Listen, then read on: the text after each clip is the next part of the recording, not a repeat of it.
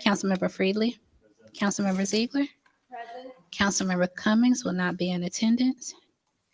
Councilmember Mitchell is not here. Councilmember Butler. Councilmember Martin Rogers. Mayor Holiday Ingram, we have a quorum. So much. If we can get a motion to open the floor for discussion and possible action on the application submission for the Madam Fulton Mayor? County Homeless Division Emergency Solutions Grant. Madam Yes. Mayor, I Yes, would like to Councilman make a motion that we open the floor for discussion and possible action on application submitted for Fulton County Homeless Division Emergency Solution Grant. So moved. Is there a second? Second. It's been moved and properly seconded. Any discussion? All those in favor? All those opposed? Motion carries. Mr. Brown, I'll turn it over to you for a brief presentation from staff. before- Yes, Madam Mayor, members of the council, good evening. Ms. Yolanda Johnson is here with Equity, Inclusion, and Empowerment. Will you please come up and give an overview to the city council, mayor and city council on the request? Thank you. Good evening, council. How are y'all? Good. So we have the ESG Emergency Solutions Grant that we are attempting to apply for. We can apply up to $150 of each allocated line. The dollars include outreach, homeless prevention, emergency shelter, and street outreach, and HMIS, which is the software that's used to implement the clients or residents into the database so that we can correspond with our COCs, which is our coordinated entry agencies, which we use Gateway. The funding that we used in 2021, 2022 was approximately $90,000 and some change. We expended all of those funds on the 4 line items that we had available. We were able to house individuals up to, I believe we'll house over 120 individuals that were homeless, anywhere from category 1 through 4, meaning category 1 is when you're chronic homeless, to category 4 when you're maybe for the least terminology of that is when you're maybe experiencing the lowest level of homelessness in terms of maybe getting ready to be evicted within 14 days. So we were able to house individuals from that point. I'm not sure if it's any more information. I think I've given a presentation before when it comes to ESG Emergency Solutions Grant. I'm not sure if it's more information that you guys would want to know about it. Thank you so much. I don't see any lights on right now. I know you've connected over 1,200 people to services and resources through helping them create an empowerment plan, and helped over 120 people who were either experiencing homelessness or about to experience homelessness actually become housed. And so I want to thank you publicly for all that you're doing and continuing to seek grants, because even though COVID has passed, it doesn't mean people don't still need help. And we are not creating or building a homeless shelter with this, but anyone in East Point, I don't care who they are, has value to me, and I think we should try to help everyone in any way that we can. So I want to say thank you for all that you're doing, for the network of resources and supports that you've built, and for the continuing work. And so I think it would be helpful if you explain the difference. During COVID, we were able to apply. We were the only city in South Fulton County. Atlanta got their own money to apply for emergency solutions grants. And that's how your position started. And we've been able to support people from then. But this wouldn't be funding from Fulton County. So if you could talk about the new funding source and why the difference. Okay, so we're not applying directly through Fulton County. We are applying through DCA, which is the Department of Community Affairs. They are encouraging municipalities to apply simply so we can use our coordinated entries, which is our COCs, to work through them. Basically, what Gateway would do is be a referral process for us, which makes it easy. I'll talk to Gateway today. They were out on site helping me with another situation pertaining to a homeless person. I actually got a chance to meet with the supervisor today. And what they would do essentially is they would be the person I would refer East Point residents to. And basically they would do all the legwork for me, which would be a big relief for me, because basically I would have to input all of that information into HMIS and then turn around and help find resources and then send them to Gateway. So they told me that I didn't really fully understand how to use the coordinated entry database. So what they would essentially be doing is using that. They would be inputting the information and then sending them back to me, which will make the process a lot more easier for me, so that I can continue to build those relationships. I'm not sure if you guys are familiar with some of the things that has been happening with the properties being sold, and how I'm sure everybody is familiar with rent going up and how things have transpired within, for so many families that's been experiencing the uptick in rents, and which that is some of the streamline or the process that's causing homelessness to go up. So it can get a bit overwhelming trying to get people housed, but it's managing to work, and it's working through networking, collaboration, and partnerships. So every day we're hitting the ground running, trying to find partnerships, trying to get people connected to resources that they need. And it takes a lot of me going around, getting in my car. People don't always answer the phone. So you have to go over there sometime because people are busy. We all busy that's working in social services. So we have to sometimes just get in the car and drive to each other. But I know one of the main things with me, and it's a pet peeve, I will answer my phone. You can never say that you cannot get me. I'm going to answer my phone. That's one thing about me. I'll answer that because I feel like I'm in a place of servicing people, so my phone needs to be available. So you'll always get me. Well, thank you so much. And I know you also help them move in. Yes. You have left several events to go help people actually move into their homes. So thank you for going above and beyond and really showing care and compassion and dignity and respect to people. Absolutely. I can talk about this all day, but I'm trying to spare y'all's time. Well, we got a couple more lights on now. I'll go to Councilmember Buck, Councilmember Martin. Thank you very much. Excuse the phone. So, thank you for what you do for the city. Could you briefly tell us, of the 120 people that you serviced, what were the levels in terms of breakdown? Who was level 1 and who was level 4 of that 120? Mm-hmm. And could you also talk to us about who were actually East Point residents? And if there was any overlap, if none, just let us know.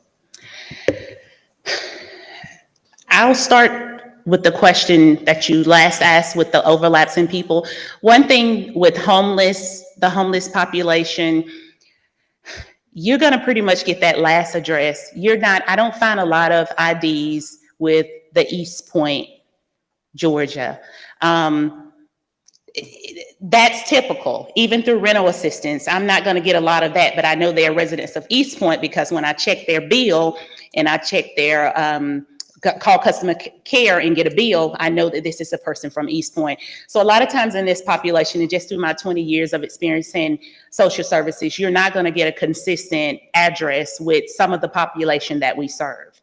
And two, with the categories of homelessness, to be honest, I cannot say that we assist a lot of chronic homeless people, which is a category 1. I cannot tell you that we do that a whole lot. My numbers with category, and I had a whole PowerPoint, I'm so sorry.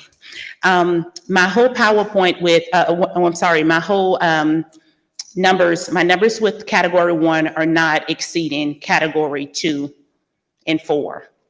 3 is when we're dealing with teenagers, 18, well, not teenagers, but young adults, 18 to 24, 25 years old. We don't have a whole lot of that. It's basically we're dealing with 2 and 4. When we experience people that has been put out, where they're on the verge of being put out, 14-day notice, where they're getting ready to be evicted, or we're dealing with domestic violence situation. And it's not a whole lot of that. So a lot of what we're dealing with is evictions. People that's couch surfacing, people that's sleeping in their cars, people that's at hotels. And to be honest, with our hotel, we don't house a lot of people at the hotels either. When I go to the hotel, the regional manager usually tap me on the shoulder, Miss Yolanda, I have a person over here, can you help them? I mean, we can do an assessment, but that doesn't necessarily mean everybody that come to us can be helped, simply because there are protocols. You have to have income. It's no sense in me putting you in a hotel if I can't get you out. So if I put you in a hotel, I need to know that you have income. So a hotel is not going to always be the best answer for you. Example, I have a couple right now that I dealt with 2 months ago. 2 months ago, I put them in the hotel. I got them jobs at the airport. They had jobs. I helped them get jobs as well. FedEx, airport, AT&T. I look for livable wages so that people can live. They can pay their rent. It's no sense in them going somewhere where they can't pay their rent, working and they can't pay their rent. So we work to get them livable wages. So this couple has an eviction on their credit. That's a barrier. So now we put them in the hotel. She didn't tell me that at first. I have a 30-minute assessment. You have to be upfront with me. You got to tell me what's going on. I have to know all of this. Every one of my clients I have a 30-minute assessment with, so I can get a full understanding of what's going on with them, so that way I can process them into the next level. So she had an eviction, but she didn't tell me. Well, I sent her somewhere that I have a network with through a apartment complex that I network with. They tell me she got an eviction. Sent another place, she got denied. So now she's at the status of being denied. To me, that's not using the best of our resources when I'm putting people in a hotel knowing that I can't get them out. So I don't do that unless I have a domestic violence situation or it's just some detrimental situation that I cannot get past. I would use the hotel method, but we don't have anybody currently at the hotel now. The last people we had at the hotel was 2 weeks ago. We transitioned them out into an apartment. So we don't have a lot of that. I hope I answered your question. You did. Okay. I have one follow-up question too. So could you, for the public, could you please tell us the dollar amount for which we are applying, the dollar amount of the grant? Yes, we can apply up to 150,000. On those line items, it's a allocated amount that you can apply for outreach, homeless prevention. I said outreach, homeless prevention, rapid rehousing, and HMIS.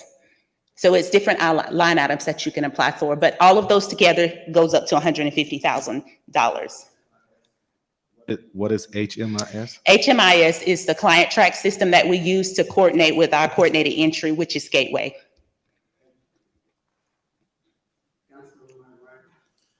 Yes, and I just wanted to say thank you so much for your work. Even I remember our first encounter was prior to me becoming a council member, but now that I am a council member, but prior to that, I sent maybe 3 individuals your way and you immediately offered them assistance and you were able to help them. So I just wanted to personally thank you for your work, the initiative that this city is currently doing.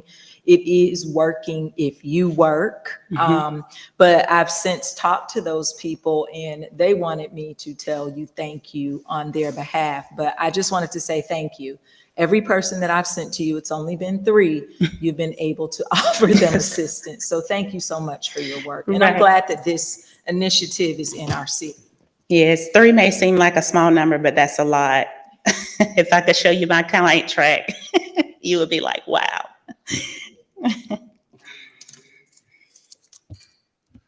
Thank you for your presentation. 2 questions, one slightly unrelated to the grant, but you said we can apply for up to 150,000. Is there a required match of city funds or is this purely? Yes, it's 100% match. Okay. And it's reimbursable. So we would do a quarterly report and get our funds back. Okay, so it's reimbursed through the state? Yes, DCA, Department of Community Affairs. Okay, all right. And then unrelated to the grant question, I know that over the last few years, I've seen an increase in homeless people at the Methodist Church just down the street, and there seems to be a bit of a congregation of men sort of across from the church at the intersection of East Point and Main Street. Do you do sort of proactive outreach, or is it just waiting for people to contact? No, yes, I do. Oh my gosh, proactive. Sometimes I'm over here on Saturdays and Sunday. I just want to see what's happening. I actively correspond with other agencies to just kind of see what we all are experiencing when it comes to homelessness. Today, I'm just going to give an example. I was called to an apartment complex. It was a gentleman staying there who's homeless, and he had mental health issues. Well, I did everything I could possibly do. The next step was going to be a 1013, which we would have had someone to come. And it's a sad situation, but they would come and sedate him, put him in a white van and take him off. We didn't get to that point. I won't say a lot of situations are mental illness, but we do have those situations, and we can't force anybody. We can sit there. I know we sat and negotiated with him for 45 minutes trying to get him to. We had gotten a bed for him. We had reached out to the mental behavioral health specialist to get him some help that he needed. They had agreed that they would take him, but he just did not want to go. He was not belligerent. He was not acting out. We couldn't force him, and that's where we have to leave it. I've had that situation that happen several times. Over on Cleveland Avenue, I've attempted to handle that situation. It's a mental health issue. As long as they're not harming anyone or themselves, we can't force anything. So that's some of the things that we face when we're trying to get people off the streets. And again, we don't deal with a lot of mental health issues. A lot of times people think that it's mental health, but we don't deal with a lot of that. And then when it is mental health, if it doesn't get to the point of a 1013, it's really nothing that we can do. We have to leave them alone. Otherwise, we're infringing upon their rights. Just put it that way. Thank you. Councilmember Ziegler. Hi, thank you so much for coming. Question, do you have any kind of a population count of the number of homeless people we have in East Point? Yes. Again, I had a PowerPoint. I can tell you this. Our PID count for 2021, Explain what. PID count is our point in time count. We counted 26 homeless encampments. No, it wasn't. That's not right. It was, let me get you the accurate number. That's not right. We counted 40, I believe it was 46 that we counted. Then 2023, we counted 9. In 2024, which is this year, it was at 27. I may be a little off at my numbers, but I know that's 20 something because I was very proud of it because for one, we had ESG. When we had that high number, 46, 47, it was high. We used ESG funding to get people off the streets. That's another important reason why we need it. And then we counted and we only had 9 encampments when we went to 2023. 2024 is back up and homelessness is upticking. It's not as high as it was in 2021, but it's definitely higher than it was the second year that year that we had ESG and learning how to use it. So the only accurate way that I can count that is through our PID count, and that's our point in time count. And those are the numbers. I can email you that, those exact numbers, but I know it's 40, I believe it's 46 or 47 the first year. The second year was 9, and then the third year was like 26. Okay, thank you. And I know that we had emailed a little bit back and forth about the emergency shelter. Mhm. So, and I know that you're, leveraging some of the hotel, like a hotel and things like that to help you with that. In the event that, you can't secure that location or anything like that, do you have a backup plan or what's your process? Securing shelter? Yeah. Emergency shelter funding is not so much as for us to use it to secure a shelter. It's more so to provide the resources for shelter. So we don't have a shelter here nearby. In the whole shelter crisis, to be honest, I've walked through those systems myself. And to be quite honest with you, I hate to send my clients through those systems. I try everything I can possibly try before I get them through a shelter, simply because if they go, they can only stay for a certain period of time. When the time is up, they have to leave. But a lot of them didn't get connected with a case manager like they need to. Example, I sent a young lady to a shelter I will not name, but I called back to check on her. They had a housing specialist. She had not seen the housing specialist and it had been 15 days. It was time for her to exit in 5 days. She had nowhere to go. I told her to call me back in 2 days. She called me back. She still had nowhere. So we're panicking, trying to find somewhere for her to go. Again, I'm dropping everything to try to figure out how to get her somewhere before she put back out into the streets. That's a major pet peeve of mine, just even having to deal with the shelters. I think we should have a better system with that, but to be quite honest with you, the shelters are not always available. Lady called me this morning. She don't know where she's gonna go. Well, I did manage to make an attempt to call a property manager that do have available property. She was able to stay with her sister until we get an application filled out for her to see if we can get her housed into that place. Again, it's through relationship building and collaboration. It's the only way that we can get some of this done because the shelters are not always the answer. Okay. And sometimes I have to send them back home. I sent a young lady back home to Arkansas. I got her connected with Hope Atlanta to get her a bus ticket to get her back home. We couldn't do anything. She had no job and 3 children, young children that had no daycare. She couldn't get a job. We were wasting time and resources just managing to keep her here. So we had to send her back home. Okay, thank you. Councilmember Butler. Yes, Madam Mayor, I would like to make a motion that we approve the grant application for the DCA. Second. Been moved and properly seconded. Any discussion? Just have one quick clarifying question. So I'm assuming we're applying for the 150,000 For the max, yes, for the ma'am. max. You said it was 100% match, but then you said it's reimbursable. So is it potential for 300,000, like they do 150, we do 150 and match it, or is it $150,000 that we get reimbursed for? Well, we have to use what we have and then we have to apply back through DCA and get our money back. Right. So it's not a match per se. There is putting the money up front to then get reimbursed in the back end. Essentially, yes, ma'am. They just use the word match. I had the same question. Yeah, because a match to me means we doubled our money, right? Yes. They do 150, we do 150. That's $300,000. Yes, that confused me too. And they said, well, that's what they That's their say. terminology. Yeah, Okay, but that's a little confusing. I want to make sure everybody's clear. Right. Like, it's not going to be 300,000. It'll be 150,000 that we'll budget, and then as we use it, we'll be reimbursed, so it will zero out. Yes, ma'am. Okay. And we definitely will use it. Yeah, I have absolutely no doubt that you will. And again, thank you for all you're doing.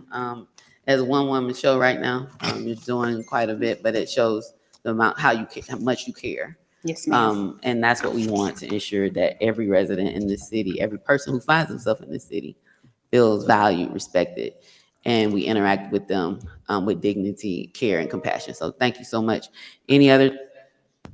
All those in favor? All those opposed?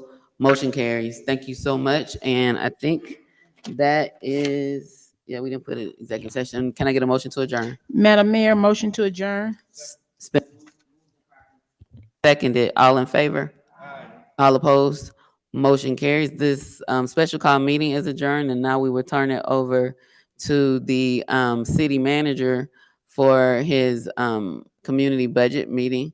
I think mayor and council probably should join them in the audience and not up here. This is not an official council meeting, wasn't noticed as such, but it is a community meeting from the city manager's office.